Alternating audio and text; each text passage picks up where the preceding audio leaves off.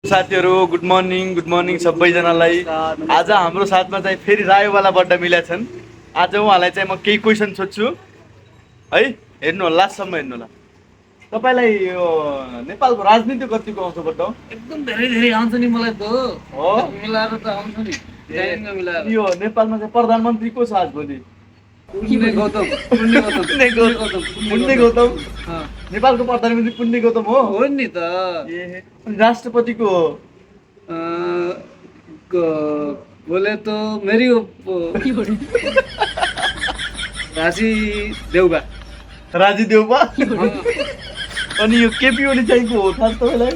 केपी ओली भन्दाखेरि टोपी हो कि जस्तो लाग्छ।